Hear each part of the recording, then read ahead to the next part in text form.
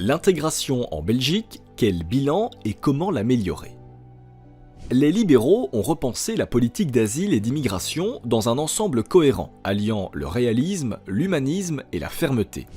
Au cours de ces dernières décennies, notre pays a accueilli un nombre considérable de personnes d'origine étrangère. Coexistent désormais plusieurs cultures, plusieurs traditions, plusieurs langues et plusieurs religions. Une telle diversité est une richesse pour une société. Elle entraîne davantage d'activités, suscite davantage de connaissances et multiplie les choix de vie possibles. L'intégration doit être une priorité de nos politiques. Erreurs, attentes, politique de l'autruche, hésitation ont souvent marqué ces politiques. Il faut mettre en œuvre des mesures visant pleinement l'intégration et l'émancipation. Pour les primo-arrivants, il est évident que le premier facteur d'intégration est la connaissance de la langue et des valeurs de base de notre démocratie.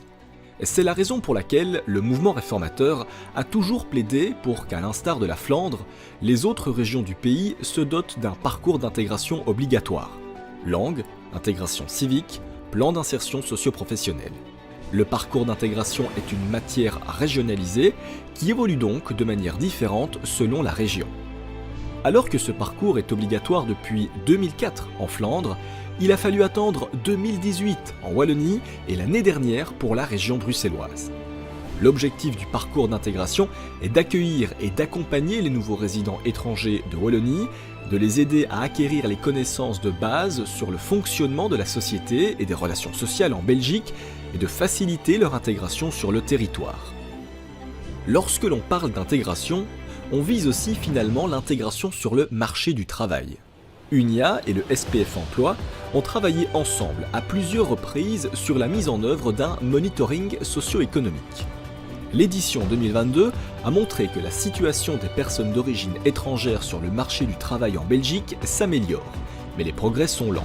La Belgique est un des pays européens avec la plus grande différence de taux d'emploi entre les personnes d'origine belge et celles d'origine étrangère.